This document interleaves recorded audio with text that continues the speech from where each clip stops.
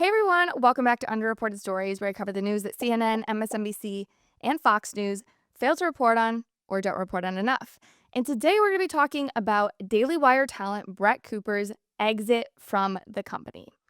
Now, before I get into the substance of this video, I do have a legal disclosure to make, one that I've actually never said online before, ever. So, many people know that in 2021, I worked for the Daily Wire as an investigative journalist. But what you don't know is that in July of 2021, right before I was slated to move to Nashville for in-person work, I was approached by the creators of the comment section and cast as the initial talent for the show. The Daily Wire and I parted ways in September of 2021. So, for legal reasons, I do need to preface this show by saying that I am only creating this episode to report on a big story, to report about a show that has obviously personally changed my life, but also this is part of my job to talk about big internet stories you don't hear in the media, hence the whole concept of this show. So I just need to, like I said, disclose my content here is in no way intended to slander the Daily Wire or discuss my time there. Okay, now that that's out of the way, how in the world did we get here? So, if you're new to all of this, the commentary about Brett Cooper exiting the Daily Wire gained traction from a video posted by commentator Ian Carroll. I'm going to give you a flavor of what these initial rumors sounded like, but as a heads up, I did clip parts of this video together because Ian's original video covered a litany of different parts about the Daily Wire, and for today's show, we're really interested and specifically just want to talk about what is going on with Brett Cooper. As a precursor, Ian is going to start by talking about alleged contracts. I don't have any specific insight into this, but there are allegations being made that Brett was not paid adequately. Again, I cannot confirm nor deny. I have no personal insight. And it looks like Brett Cooper signed that exact kind of contract. And she has built her brand and earned her place with 4.5 million subscribers, loyal fans. But then when I talked to my source, it got real dark. Have you guys noticed that this producer Reagan girl has been doing fill-in shows for Brett every week lately? Well, if you're not familiar here, Reagan is like Brett's best friend. Apparently, she was her maid of honor at Brett's wedding recently. And I'm not sure why Brett wanted out and started to be unhappy there and why this whole thing started. My source wasn't really sure either. But once she crossed Jeremy Boring and Jeremy was pissed, he decided he would replace her with her best friend. Now, what I can clarify, and this is not insider information, but I just can clarify this, is no one knows what's going on in Brett Cooper's head and whether it was her decision to leave or not. We do not know that to be fact. What I do know to be fact is that the comment section was a show before Brett Cooper came. Brett did not come in with the idea for the comment section. So while we might all have opinions about what the Daily Wire does with this show, it would make sense that the show wouldn't walk away with her because the show was not created for her. It was created to be passed down. That was my understanding of it. So bringing in Reagan, they're just keeping it going because the concept of the show can exist with anybody.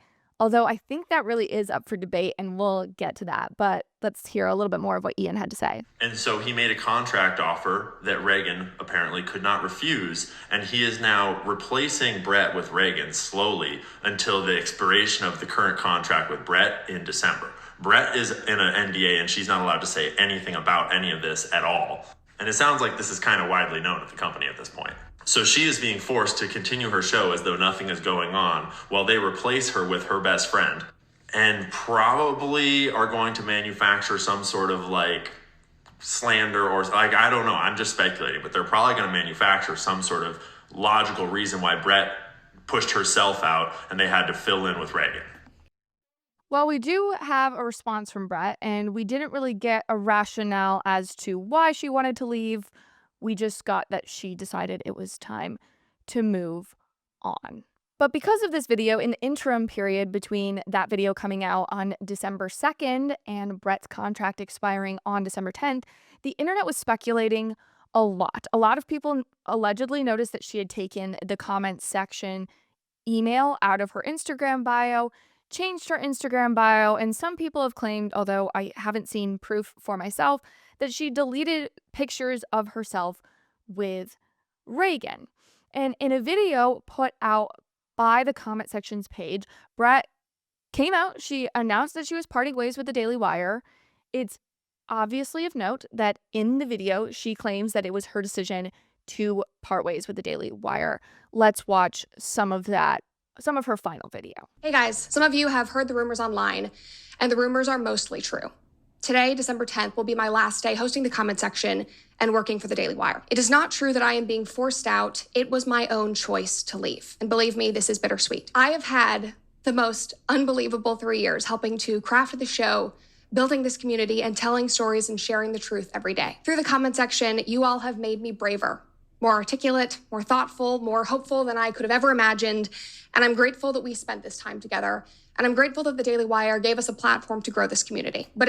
Now, a lot of people have been saying online and speculating online that something about it smells fishy to them, because in this video, she did not articulate an exact reason as to why she was leaving. Simply that it was time to part ways, it was coming to an end, etc. And the whole MO of this show is to be based in facts. So there are a lot of rumors and speculations about what actually happened or what's happening behind closed doors.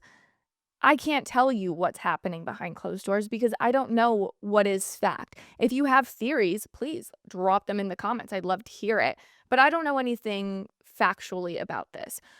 Here's what I will say was pretty factually obvious from the outset, was that the people who subscribed to the comment section were never subscribing to the show for the show's concept. They were subscribing for Brett Cooper.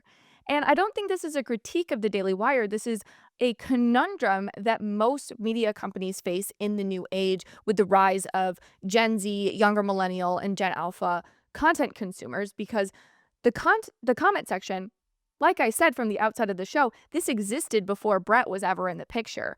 So their idea was to create a show that could kind of be passed down, similar, I guess, to how late night TV would work. And this is, again, not specific to the Daily Wire. It was something cool and unique that they were trying to build. But I think what's happening here and the fallout from this is that it's something that media companies are facing all over the place. The habits of YouTube viewers are very distinct from the habits of cable viewers or podcast listeners. YouTube viewers tune in more for the personality than for the programming. So the idea behind the comment section is very smart, right? But because it was posted to YouTube, it intrinsically got tied up in Brett's brand because people didn't tune in because of the show setup. They tuned in and stayed because they liked Brett and who she was. And again, not specific problem to the Daily Wire. I saw this was my own channel I built over at the Daily Caller. After I left the Daily Wire, I went over to the Daily Caller. We created a YouTube channel. And as a business decision, I understand why they kept the channel I had built for them. I built a channel to 175,000 subscribers in about 11 months, and it was based on my personality.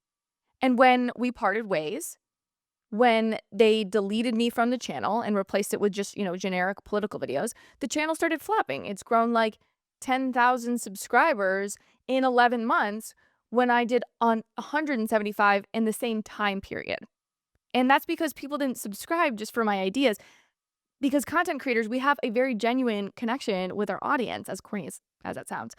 So that really is the conundrum facing the Daily Wire and Brett right now, is A, how she differentiates herself or what she's going to do after the comment section, and B, how the comment section audience is going to react to this. But if you actually go to Brett's final video, which we're going to do, I'm going to pull that up right now, the comment section, ironically, pretty much lays bare this idea and kind of proves me right. Some of the comments read, "We weren't watching the comment section, we were watching Brett. People are loyal to people, not to networks." Someone else said, "Nothing against Reagan, but we are subscribed to Brett Cooper, not the comment section."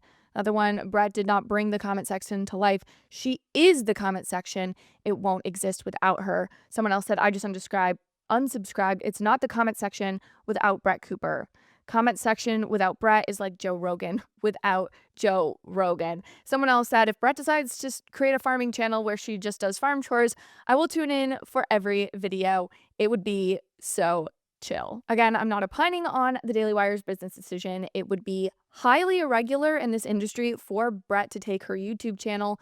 Pretty much the only creator I've seen do that successfully is Amala, and I don't know to what extent Amala came up with the ideas for her show, but as I've said, the comment section was created before Brett came into the picture. Anyway, I was sitting down last night at like 2 in the morning. I could not sleep last night for whatever reason. And I was just trying to think about what I wanted to say in reaction to this news, because the constant comment I kept seeing was, why would Brett willingly leave the cushy life at the Daily Wire? That doesn't make sense. And I cannot tell you the answer, because even though Brett and I probably live very close, I've actually never met her before, and I would never purport to know what's going on in someone else's mind. What I can tell you, and again, this is not about Daily Wire, it's about all the companies I've worked for, it's very freeing to have your own channels and your own things, specifically if you are a woman and your intention is to have a family in the long run. When I look at everything I'm building across my platforms, I don't necessarily think about in the short term how nice it is to have a couple 100,000 followers on certain channels or certain platforms. I think about how this is going to provide me freedom to work as I please when I ultimately decide to become a parent. And I think that's where I came to the conclusion, and I had this gut feeling for a while before any of this Brett Cooper drama came up, that the comment section is something that is temporary and you definitely can outgrow some of this reactionary content, right? Now, I'm 27 years old. When I was approached to start the show, I was 24. The vibe of the show very much matched my personality at 24 and 25, when I spent all my time looking at TikTok, being online. Responsibilities were much lower than they are now. But I would say about a year ago, I was thinking about what my life would look like if I was still at the comment section.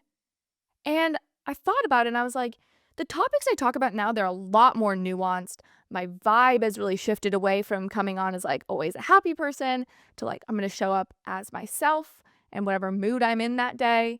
And obviously my takes on life changed a lot because I got married, and just because you spend more time in the industry and you kind of see more things.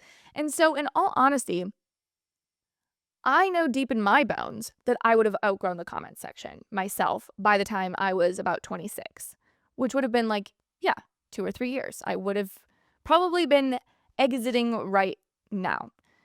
Unless the show developed with me, though it seems that the sense of the show is what the Daily Wire wants, and you can't complain about a company for something that they want, right? And while Brett is a lot younger than I am, from what I can see, and again, I don't know this girl, I wouldn't claim to know this girl, but just from like an outside viewer, I've probably watched or followed her for maybe like a month now, ever since this drama kind of came to fruition behind closed doors. What I've been hearing is that she's lived a lot of life for somebody who's like, I think she's like 23 or 24 years old. And she may be in the same boat that I would mentally be at. And again, as someone who has been in this space, it would probably seem insane to want to leave a luxurious company with good pay, access to sponsors, the nice studio, etc. But as someone that has her own studio and rights to her own videos and whatnot, there really is nothing as lucrative as having full control over what topics you cover, how you cover them, when you cover them, and what the editing and all of that looks like. And so I say all of that to say, I'm very excited to see what Brett does next in this space, because she's a voice to be heard and it's not over. I don't necessarily buy into all of the conspiracies when it comes to this, but I do know that there is a world that exists in which she did willingly leave, and she willingly left to grow.